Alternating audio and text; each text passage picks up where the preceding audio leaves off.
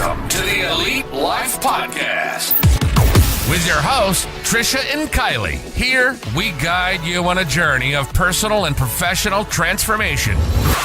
Revealing the secrets to success. Whether you're a seasoned pro or just starting out, join us as we unlock the doors to the elite world of growth, grit, and grace. So, let's dive in. Welcome, friends, to another episode of the Elite Life Podcast. We are so excited you're here with us today. I'm Trish. I'm Kylie. Here we are. We're excited to chat with you today about a new chapter in my life that will be relatable to anybody. Well, I shouldn't say anybody who has kids, because not all kids go through this stage, but if you have a child who is thinking about going to college or on their way to go to college, this episode is for you, because I am going to talk about sending your kid off to college, because I just got to do that with my Trent Michael Boris check. So it was very exciting. I want to start with like the lead up to college and a little background. If you are new here or maybe you missed a couple episodes, my son Trent is a hockey player. You would have to not know me if you didn't know that. So after he graduated from high school, he went and played junior hockey for 3 years. Yeah. So he is actually 21 years old going into college, because he played 3 years of juniors. So I actually went through the emotions and feels and sadness of him leaving home 3 years ago. And that was epically super, super hard. So you'll notice that my episode is a little bit more happy with sending my kid off to college, but know that if your kid goes off to college directly from high school, you're going to go through those feelings of, what is my identity? What do I do now? I've always been this mom. I've always been this travel hockey mom. I've always like taken care of a kid, and my identity has been interwrapped with another human. And when they leave, that's super, super hard, because a piece of, I tried to explain it to my sister. She has a child now, but before she had a child, I explained it to her one day, and I was like, think about if your heart was out of your body, and like, here's your little soft heart, this little like organ, and it's just moving around in the world, and it's so vulnerable because anybody could just come and squeeze it and you're dead. That's what it feels like to send your kid out in the world. That's what it felt like to me. Noted. It was so hard. It was so, like, the first spot is when they get their driver's license, and that is like, oh my gosh, my kid's like in a car, like out in the world. Like it's terrifying.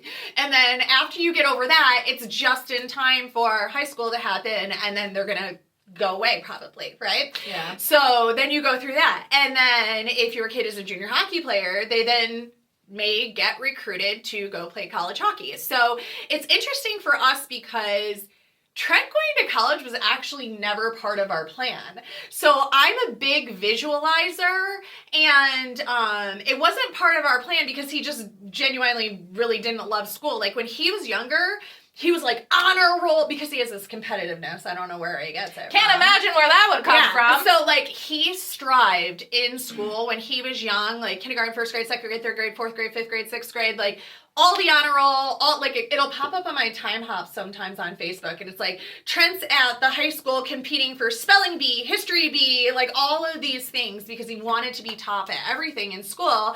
And then when puberty and preteens took over and hockey, it was like, well, school, it's not that important. Like hockey is life, and let's get to the show.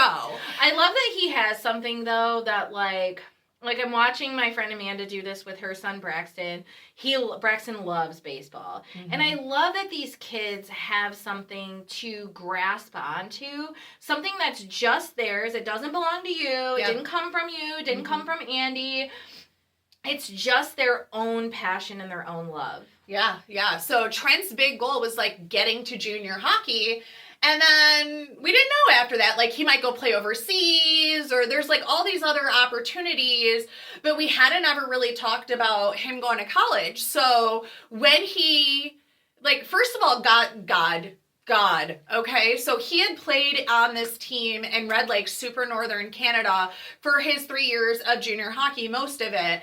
And then at the beginning of last season, he asked for a trade. He no longer wanted to play there. It wasn't working out. And he went to Ironwood, which is a junior hockey team that is in the UP of Michigan. Oh. And it's still very rural, no Wi-Fi where he lived at the lodge.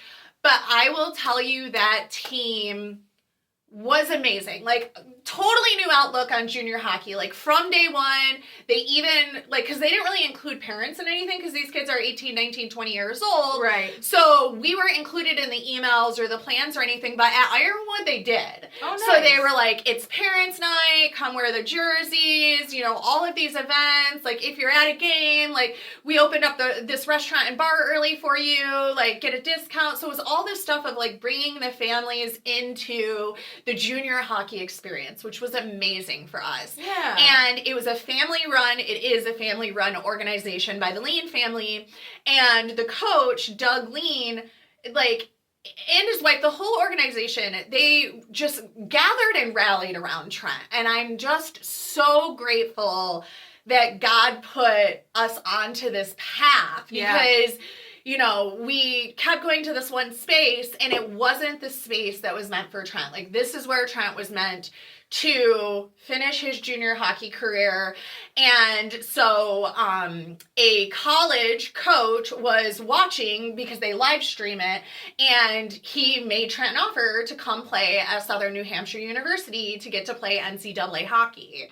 So did Trent poop his pants? He was very excited. He had a lot of feelings around it though, because he hasn't been in school in 3 years. Right. So he's like, you know, you start to get those like worries, like what if I'm not good at it? What if I don't know how to do it? You know, when you play on the hockey team in college, it's different. Like junior hockey, it's just you're playing hockey. You know, you do a lot of community service and give back, but like hockey is the number one goal. In college hockey, like, they have a team GPA. He's like, I can't be the dumbest kid on the team. I got to keep my grades up. I got to take a certain amount of classes. He can do it. So it was just very, you know, trepidatious to think about, like, going back into an academic environment and doing something he hasn't done in a long time. But yeah, we are encouraging. And I, at the time, was in college and getting ready to graduate. Right. And I talked about this on my graduation episode, and I'm not going to get Terry again, but he had to write an essay because he still had to apply to school and get into the school. So you still, like, thank the Lord he had good grades in high school still, even though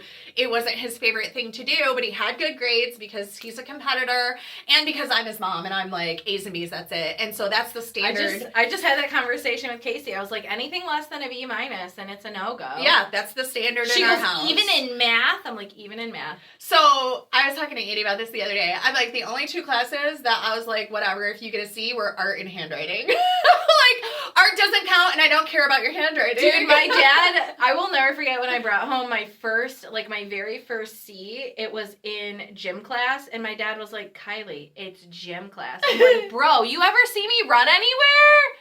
Me and Trent both had straight A's in grade school, except handwriting. We both got our only C, and we both cried. He cried too, and I cried. It was like third grade. Third grade handwriting. I had Mrs. Cutchins. It is traumatic. It is in my mind. I don't know what happened to her. Trent got it in third grade too, and he was so sad and disappointed. Anyways, so now we're in college. You were telling us about his essay. Yeah, so he had to write an essay to get in, and his whole essay was about how all of his life growing up, his big dream and goal was to get to junior hockey, and then he got there, and he realized, like, this is just the start of my life. Like, it's not the last stop. It's the first stop of my life. And he realized by watching me go back to college that if this was so important to me to go to college and get this education and have this as part of my life, that it was something that probably should be important to him too. So I was his inspiration to go to college. So that was part of the reason he said yes, was seeing how important it was to me, how much I enjoyed it, how much I rallied, how much I learned, how every single class I was always talking about new and exciting things and saying, like, the reason why for me college is special is you don't know what you don't know. Right. And our lives are so small here, right? Like, I grew up in Westland, and you knew everybody in Westland and maybe Garden City and Wayne, and you have this little world and these little thoughts of how your parents programmed you and how their parents programmed you, and it was probably very simple, very similar because you're from the same socioeconomic background. And even when I come out here, it's a similar socioeconomic background, so we're all programmed in a very similar manner with the same similar thoughts. When you go to college, you learn about real history. The history that they don't tell you in public schools, the actual history of the world, even the United States. Like, my mind was blown every single day about stuff that I didn't know happened in my own backyard. Like, it was just so eye-opening. Or that I didn't know was happening every day in my own world. And like, it blows the doors off of life when you go to college and you learn all of these things and you meet all of these different people. And again, like, being from the same like socioeconomic world, you get this, like, at least where I was at, you get this kind of like cynicism, like the world is just garbage and people are trash. Yeah. And then you go to a university where everybody is just, and some of it is privilege because they've lived a little bit of an easier life, but they're happy and they're helpful and they're kind and they're caring, and the professors don't make you feel stupid or why did you ask that? Like, you're just having these amazing conversations, and I just can't say enough about the experience. Yeah.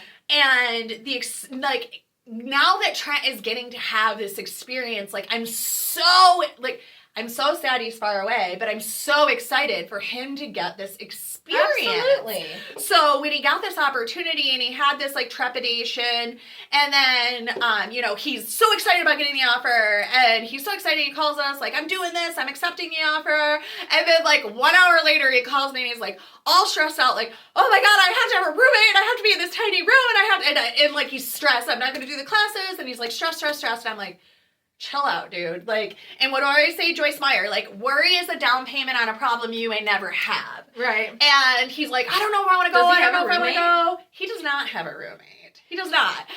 And this was the first time, Kylie, I'm a very astringent parent. I'm a very type A person. But I always let Trent make his own choices. Like, what team he wanted to play for, a lot of parents really kept their claws in where their kid played, and, they're playing, and I never did. I'm like, your name is on the back of the jersey, you gotta put it on, you gotta go skate. When he wanted to go to Northern Canada, it literally broke my heart. I just bought this house for him, and he was leaving to 25 hours away. You bought this house for me. But I let him, I always let him make these choices. I'm like, it's your choice, it's your life. Right. But when he called me and he's like, I don't think I want to do it, it was the first time ever in his entire life. I'm like, I don't care what you want. I was savage, dude. I'm like, I don't care what you are doing it. And he's like, you always let me make, and I said, listen, I have sacrificed and done hard my whole life so you could follow this dream. You can do it even if it's hard. And I'm not going to let you not go just because you think XYZ is going to be hard and you don't even know if it's actually going to be hard. Right. I'm like, sharing a room with somebody might be the most amazing experience of your life, and you don't even know if you have to yet. You might meet your best friend. Right. I was like, you're going. Like, that's it. And so I just said, you're going. You're going. And he was like, and so we made a deal that he would go, and if after the first year he didn't like it, he's like, listen, I'll go, but if after the first year, if I don't like it, I want you to not be mad at me if I leave. And I'm like, fine, I will make that deal. If you go for 1 year and you go fully wide open to the whole experience, if after 1 year you just hate your life and you don't like it there, you can come home. Because I know what happens. We all do this. And I especially do this. I get all bent out of shape about all these like made up stories in my mind of how horrible things are going to be. Yep. And then I go and it's the most fantastic, amazing thing ever, right? So I know that's what's going on. And I know that the other thing that has happened in my life is I always used to look back, and although U of M is a great university, it is amazing, best one in Michigan by far, I always think back and like I don't, and not to sound braggadocious, but I was like a phenom in school. Like I was a literal, I don't want to say genius, but like I was incredibly smart. Like all straight A's, all accelerated classes, all easy. Like I had been doing gifted child programs since kindergarten. And I always would think about like, I wish. You were special. I just wished that somebody would have pushed me to like, go to college outside of Michigan. Mm-hmm. Like, maybe I could have went Ivy League. Maybe I could have went to Yale or Harvard or something like that. I don't know because nobody pushed me. Yeah. Like, when I came home and I was like, I got accepted to U of M, I remember my mom said, well, maybe you should go to the Army. And I was just like, what? What? And it was just like such, and again, I don't want to say, like, I would never change anything in my life, but I feel like there's some waste that may have happened in the talent that I had that could have developed in different ways. I feel like you channeled that into something else and it turned out fine. Absolutely. Everything's fine. But I always think about, I wish I would have had somebody that pushed me to do more, right? Yeah. And so I was like, I'm not going to let this be the moment that you look back on in life and say, Mom, I wish you would have told me to just go. No, just go try it out. So you're going. Have a no thank you bite. Yeah, you're going. So, what did you guys have to do? Like, once we said, okay, he's going, like, what are some things, because I'm obviously going to be there one day, maybe. Casey says she's not going to college. I don't know if I believe her. That could change. But, like, what, like, Trent never thought he was going to college? No, 21 years of I'm not going to college, and here we are. So, that is actually in my notes. Number one, Trent would forward me every single email he got. And at first, I'm like, boy, you got to figure out how to do this stuff yourself. But here is what I would say. Have them forward every single email they get.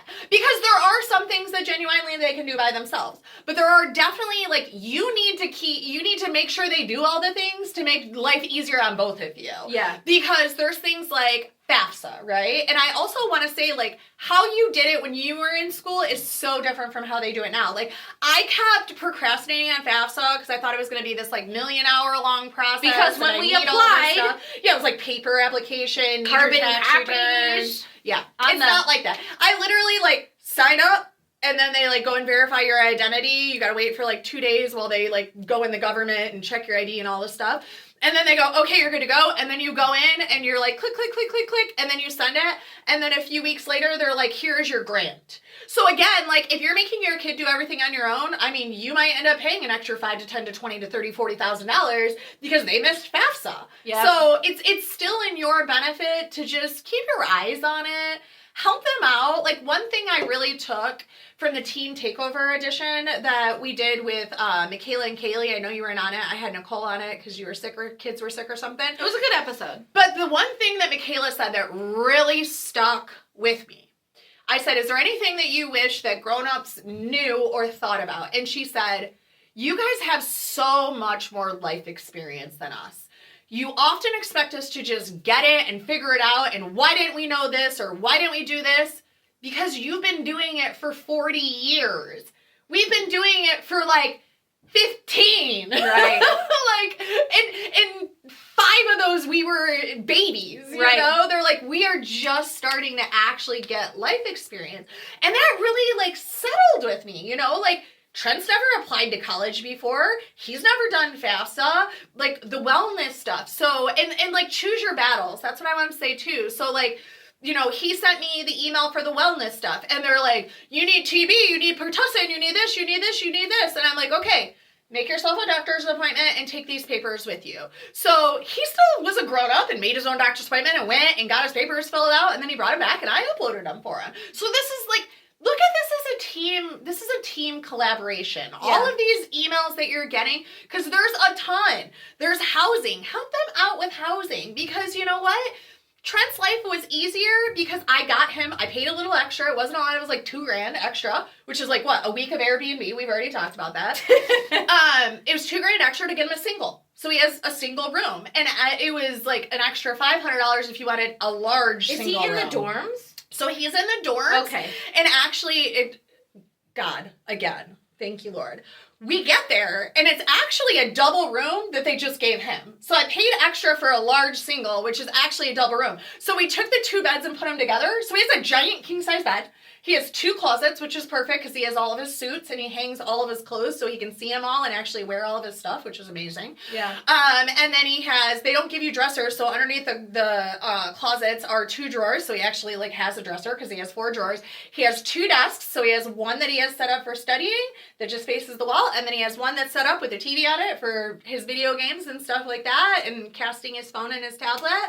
And he has extra room to be able to like move around and have a lamp, and it turned out so perfectly. So perfectly. I was wondering what was up with that big ass bed I saw in your pictures. It's 2 beds. So we pushed them together. I ordered a second topper off at Amazon. I took his fitted sheet and put it on one and his top sheet and put it on the other. And then I went to Target and got a king size comforter.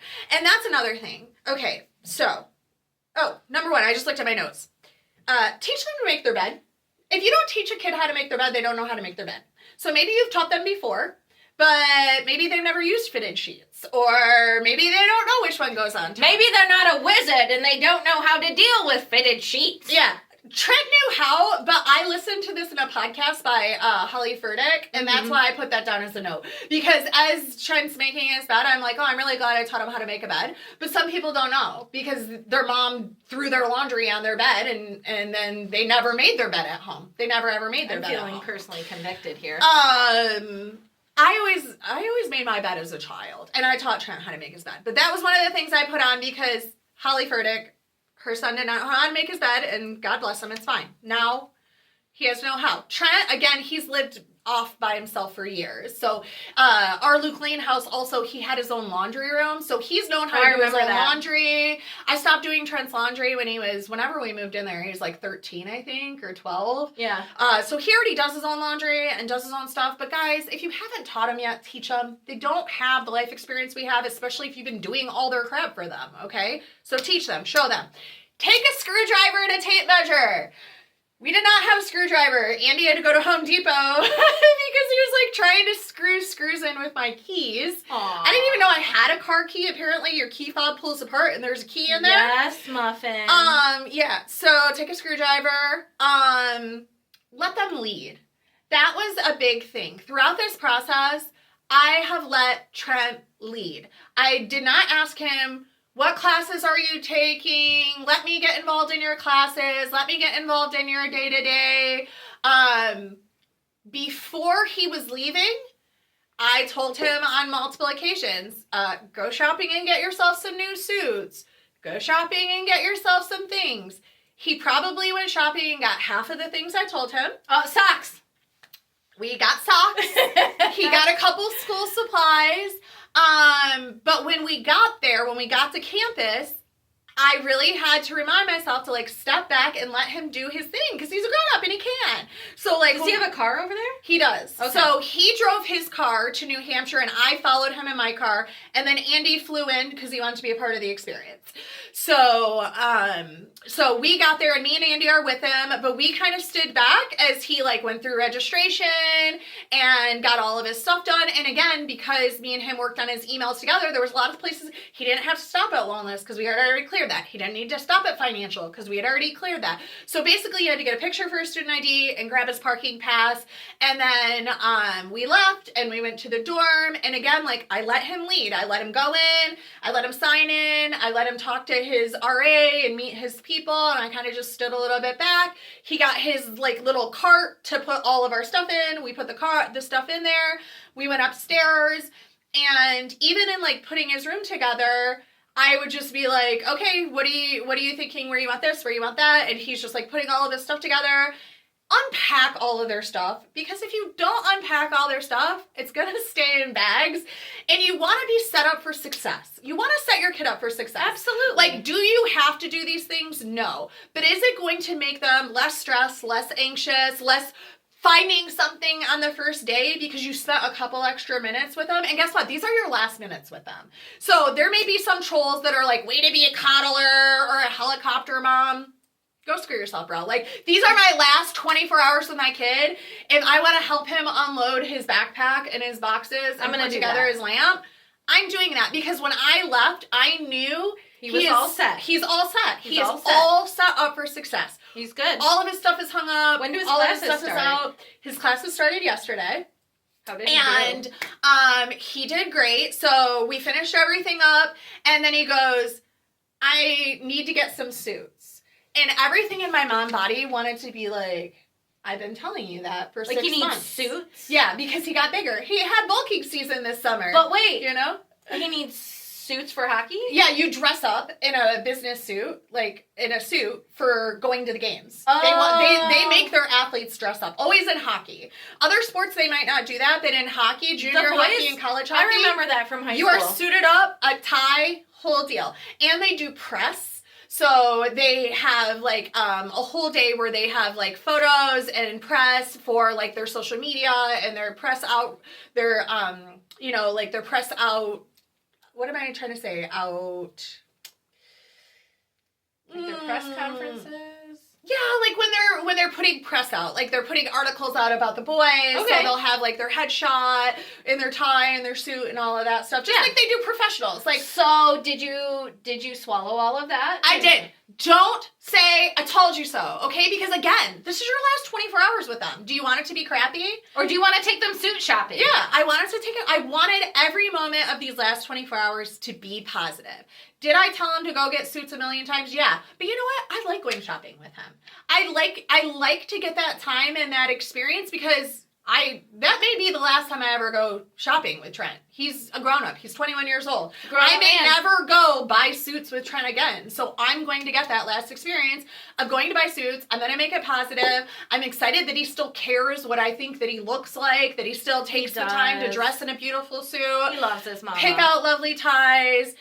His dad helped him with the shoes. Apparently I have no taste in shoes. But I do not, let them lead and do not say I told you so. Because there's going to be some stuff that they didn't get around to and they didn't get time to. Because also remember, they're saying goodbye to their whole life too.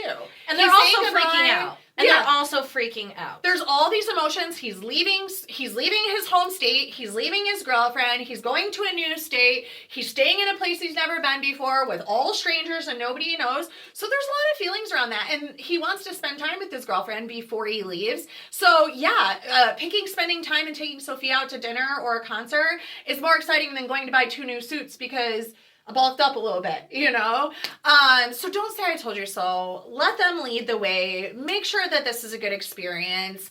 A couple little tips too, they're in college, right? Trent's 21 years old. Make sure they have Uber and Lyft on their cell phone and it's connected to one of your credit cards, okay? Set them up for success. Don't be stupid and be like, don't ever drink beer, because if they decide to do that, you don't want them to be in a bad position and feel shameful and not like they're able to take care of themselves in a proper and responsible way. Yeah. So just set them up for success. Download Lyft, download Uber, connect them to your credit card so you know they're always able to use them if they need to use them. Download Life 360. It helps you and it helps them because anytime I want to see where's Trent at? How's he doing? I very rarely use it, but say I text him and he's very busy. Or I know it's a game weekend. I don't like to text him and bother him on game weekends, but I can open up Life 360 and just feel good about the fact that I see he's at the rink. I see he's at the dorm. I see everything is good. So having Life 360, having those apps on your phone are just so helpful. And I have that on my phone too. Let them ghost you. It is okay if they don't text you all day, every day, or if they don't get back to you for 24 hours. This was really hard for me when Trent first left. And I had to remember that, again, he's going through his own feelings and emotions too. Yeah. So when it's game weekend, he needs to be able to have the time and space and place to have his feelings and stay focused and keep his head in the game without me going, how are you feeling? What are you doing? What did you eat today? That's not helpful. Did you take your vitamin? Yeah. Did you brush your teeth? And here's the thing, it creates a good relationship with you and your older child, your young adult. And so he always checks in with me. Today, I didn't get a picture on the first day of school, probably because he was nervous, but he sent me a picture today. And he's like, he's thumbs up, smiling, and I got a second day of school photo. And I'm so grateful for that because I didn't ask for it. He just sent it. So if you cultivate a good, strong relationship with them and you stop trying to be this authoritative parent and understand that this is a new transition point in your life and you kind of go from the manager to the friend. And if you are in a space of, you're still their parent, but you're also a loving friend that they can go to and they can be open with and they can talk to, then you get their good moments too. And when they're having a bad moment, they do call and share them with you. And that's when, like, I can remember there's a really tumultuous time in Trent's life. And I remember, like, we were standing in our garage and it was late at night after a game. All this stuff had happened, all these feelings, all these things. And he's just hugging me and he's crying. He's like, you are just the best mom in the world. Aww. And I'm so grateful that I have you. And like to have those moments with your son, like, and know like you're his safe space and his home base, like, if I don't talk to him for a day or two because it's game weekend, like, that's fine. And you have to learn to be okay with that. That's a you problem, not a them problem. It's not disrespectful. It's giving them the space to have their own lives and their own feelings and their own things, and know that they will reach out when they are ready and able and in a good mindset. I have be proud of the little things. So what I did get a picture of yesterday was so yesterday was the first day of school, and I texted him in the morning. I said, have a great day, have a great first day. Did not hear back. Last night at about 10 o'clock, after I got in from my rainy outdoor, I called him, and he answered right away. And I was like, okay. And I was prepared for him not to answer. Yeah. That would have been fine. But he answered, and he's like, hey, what's up? I'm like, how was the first day? And he's like, it was good. And I'm like, what classes did you have? And he's like, oh, I had these 2 classes. I'm like, how was it? And he's telling me about his professor and like all of these things. And I'm like, he goes, I went shopping and I bought a chair. And I'm like, oh, send me a picture. And it's like a really nice like office chair. And he's like, I didn't want that desk chair anymore. So I bought this chair. And I'm like, and you put it together? He's like, yeah, I bought it and I put it all together. And I was like, I am so proud of you. Like, it's not a big thing, but it is a big thing. Like, he didn't like something, and instead of just dealing with it anyways, he drove to the store, he bought a chair, he put it together, and now he's going to be happy and comfortable in his chair. So like celebrate the little wins too, because the little wins are big wins, and your kids still want to hear you're proud of them, even if it's over building a chair. I thought it was really cool. And be okay if you're not the first to hear. So I texted Andy and I was like, oh my gosh, Trent built a chair. And he goes, yeah, you showed me earlier. And I was like, what? I'm like, what do you mean? And he's like, he told me earlier. And I was like, when did I become the second call? When did I become the second one to hear? And then I was like, you know what?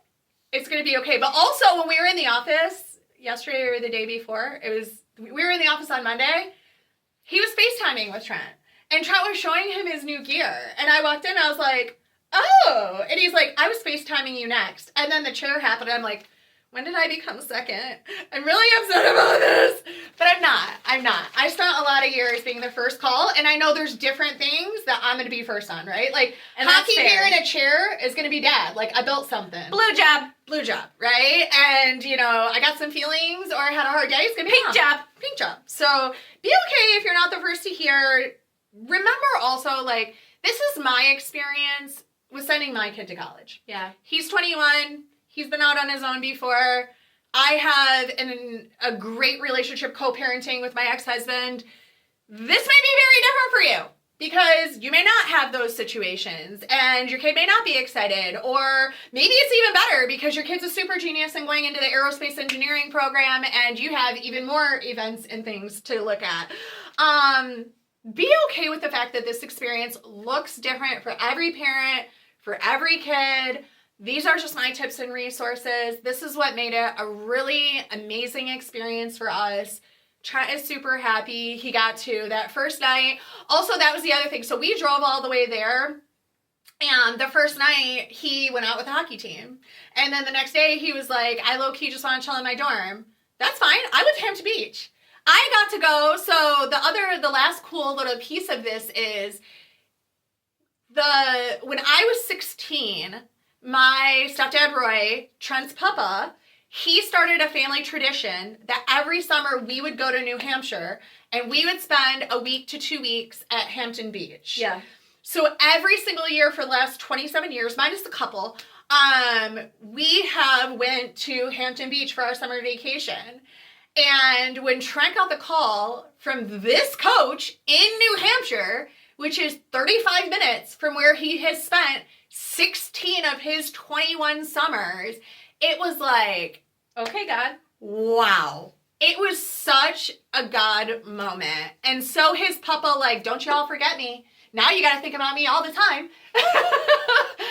And it's so cool. Like, we went to Hampton Beach, and, like, me and Andy were sitting there having dinner, like, next to the ocean, and I was like, this is crazy. Like, it feels like a movie because it's just this, like, full circle moment of we used to take this baby to this beach and this toddler to this beach and this young boy to the arcade and build sandcastles and have all of these amazing memories and watch him grow in this place and space. And it's all these special, summer memories hit different. They do. So you have all these special memories of the arcade and hanging out with your cousins and boogie boarding and skinboarding and playing all the games and the board games and the fireworks and the shark tooth necklaces and the fist fights. And there was a year there was a fist fight that I was not in. Trish is like, I was not involved.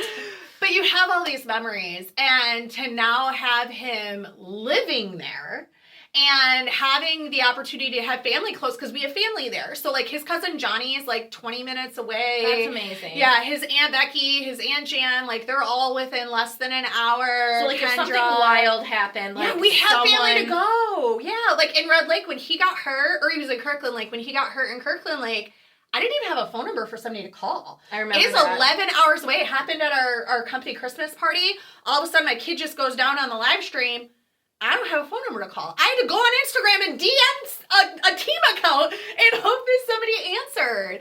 And it was so scary. So to now have that, like, peace of mind that he's going to have safe space, he's going to have family to come to the games, he's close enough where I can pop on a plane anytime or jump in my car and drive.